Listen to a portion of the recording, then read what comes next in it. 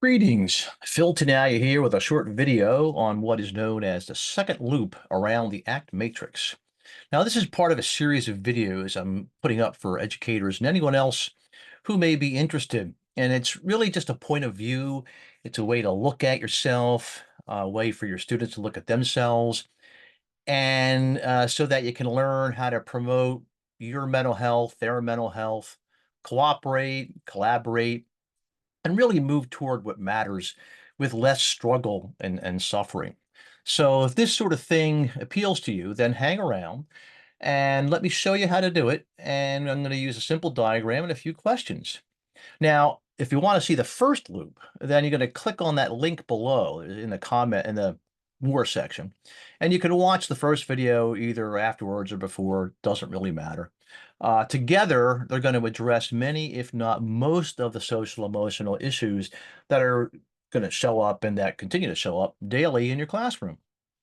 So if like folks are having trouble getting along or things are feeling bogged down, this prosocial matrix, or what we call the we matrix, which was created by Dr. Kevin Polk, is going to help you get back on track and help everyone really do interesting and creative things. So the best way to begin is to show it to you. And this is a show, not a tell sort of thing. So step one is you're going to have this diagram right here somewhere handy up in front of you, behind you, on your board, on a projector screen, wherever, right? And it's called the matrix, and it's got senses at the top and got mind at the bottom. And then over here, feeling of satisfaction, and over here, relief, two arrows. And then there's a question, which the first question that you're going to ask is already, you write it in there. So you're already up and ready, you're prepared, and it's going to quickly set the stage. And you're also modeling how you're going to engage people in the process. So let's say I'm with a group of students in a classroom or a small group. I could even be just with another student. We're working together. So anytime you got two or more people, you have a group. So I'm going to say something like this. Is it okay if I show you my point of view for working together? Now I'm going to pause. Everybody always says yes. And then I'm going to have the diagram here. I'm going to point to the lower right and I'm going to say, so what's our shared purpose here today? What are we here to do? And I'm going to go first. So I'm going to say, I'm here to teach or whatever it is that you're doing or you're working on. And why might you be here? What brings you here?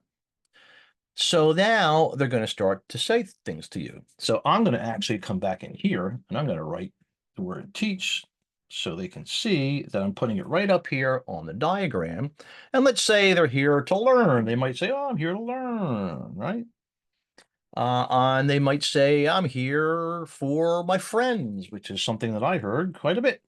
Friends. And some people might be there because their parents made them come to school. That's a shared purpose, folks. I'm going to say, oh, great. So your parents made you come to school. Parents made me. I'm going to write that down here too. So all we're really doing now is just having a shared purpose conversation about what brings them in the room. We're not commenting, we're not editorializing, we're not evaluating. We're simply writing down what they're sharing with us. Now, discussing the shared purpose of a group is crucial. When students share their thoughts, well, they're going to feel included and they're more interested and motivated to collaborate with you. And this conversation is going to help to also clear up communication issues and it's going to serve as a reference point for any future discussions you're going to have. So you really want to take your time with this step as it sets the foundation for ongoing shared purpose conversations. But what we're going to do here is we're going to continue, right? So I'm going to come over here to this lower left side, and I'm going to say, well, sometimes we might notice that stuff shows up on the inside of us that gets in the way of us doing the shared purpose stuff.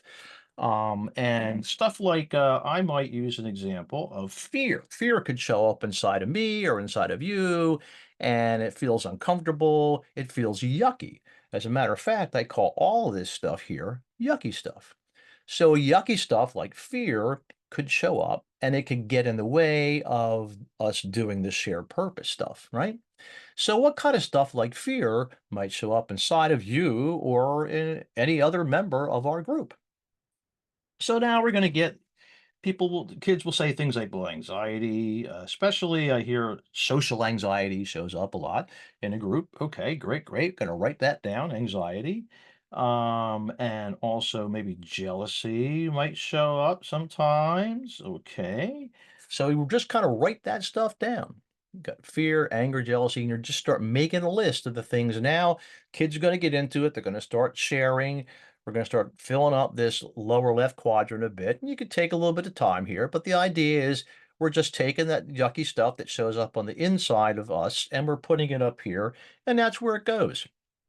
So then what I'm going to do is come up here. I'm going to say, now, when I come up here to this upper part of the diagram, looking at things that we do. So, for example, when fear shows up inside of somebody, and maybe they're in a group, you might see them do something to try to get some relief from their fear. So, something that someone might do when fear shows up inside of somebody, a very simple thing they might do, is they might just leave, might just get up and walk out, right? And they're doing that to get relief from this uncomfortable stuff that shows up inside of them. How about anxiety? Social anxiety shows up inside of people. What might they do to try to get relief, or you might get relief from your social anxiety? Well, they're going to say, well, okay, so let's say the thing might be not talk, all right? Not talk. All right, great. So then I'm going to say, yeah, so not talking, you're doing this not talking stuff or staying silent to try to get relief from your social anxiety. And we can do that for some of these other social yucky stuffs things and draw a little arrow like to show jealousy shows up. We might say something mean, right? Has that ever happened to you in a classroom? Oh, yeah. So they might say something mean and they're doing it to try to get relief from this uncomfortable feeling of jealousy, right? So we've got a little list going here. Great, great. Your students are in line, they're on board, they're with you. We're rolling along. So now I come over here to the upper right and I might ask the question, well, what might we do up here? What things might we do that are going to help us move closer and perhaps achieve our shared purpose stuff that we talked about down here? And then I'm going to say something like this. Well, you've already done something really important today. And here's the thing that you've done. You have shown up, right? Because, well, showing up is most of the issue. Show up to do stuff, right? As opposed to over here, someone might leave or just not show up. So showing up, right? So the other thing that we might do, I think is really important, and I'll put this in on purpose, is to move toward our shared purpose, we need to communicate, right? We need to talk, we need to listen. And I might even add we need to communicate respectfully because it's hard to listen if we're not communicating respectfully. It's hard to talk. So stuff like that. So what other things can we be doing up here that are going to help us move toward the shared purpose? And they're going to say things like participate, listen, do my work, that kind of stuff. And we're just going to write all that stuff down because those are the actions that we can see someone do that are going to move us closer to the shared purposes down here. So remember I told you it was a point of view. So now let me show you how I make this thing a point of view. So now I'm just going to come into the middle. I'm going to write the word notice because, hey, folks, what we've been doing here is we've just been noticing. We have been noticing about what our shared purposes are or might be. We've been noticing about some of that social yucky stuff that could possibly show up and get in the way of doing shared purpose stuff. We might notice some things that we might be doing for relief, and some of that stuff could be very useful stuff to do. Like sometimes you take a break. Well, there you go. You're doing it to get relief. And that could be a very useful thing to do that might help us go on and keep moving toward a shared purpose. And also, we might notice, we've been noticing this whole things that we do that are going to help us move toward and achieve the shared purpose. So, My question to you would be, do you think we might be able to notice this stuff, like say in the next week or so as we're kind of working together? What do you think? Is it possible we could notice shared purposes? Is it possible we could notice yucky stuff? Might we also notice things we do for relief? And maybe perhaps we could notice things to move toward the shared purpose. So that's it, folks. Once you've done that, you've done your job. Now, what I've done now with this diagram and that little conversation that we just had, it doesn't take long, is we have created conditions for what is known as psychological safety. Psychological safety is the feeling that I'm respected and valued, that my opinion counts, that the people in my group have my back, and I can express myself without having my head bit off. Now, science actually tells us that psychological safety is a huge factor with groups. And most people really know nothing about it. And most people in education don't know anything about it, as far as I can remember. So if you did not feel psychologically safe in a group, though, you're going to have a lot of trouble with learning. And you see this every day, folks. I know that you do. So when you present this to your group, they're going to feel included, they're going to feel respected, valued, and they're going to realize their opinions matter and also that they share common goals. Now, this perspective really helps them recognize actions up here, actions, and experiences down here, right? So you're getting at that social emotional piece too, big time. So when challenges and yucky stuff shows up on along the way, and you know that it's gonna, they become more manageable rather than overwhelming. And because every group has them. So acknowledging this process up front will foster safety, enhance learning, and it enables the group to achieve really great things. As a result, the group itself, your group, becomes a source of satisfaction and is going to motivate everyone to want to contribute and collaborate. So there you have it. Now, you may ask, what's next? My answer, short and simple, is well, I don't know. I'm not you. I'm not in your classroom. You have to be the one to kind of step back and kind of notice this, and your students do as well. So when you show this to someone, the rest is going to be up to you and to your group.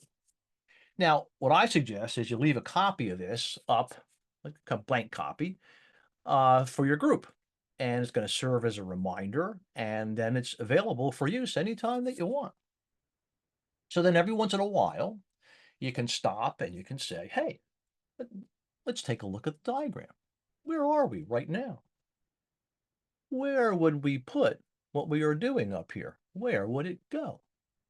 Now, when you do that, everyone can now step back, notice, there's the noticing thing, and then respond. This move is especially handy if the group is struggling. And then there's a whole lot more that you and your students will discover if you go ahead and use it. So, if you find this useful, give it a like and consider subscribing to my channel. If you want to see the first loop, like I said, or what we call the me matrix, links below, check it out. If you want to get a copy of the ACT matrix script with some sample diagrams, there's a link below to get that as well. And just keep checking back as I add more content on the ACT matrix and how to use it in schools. So have a good day.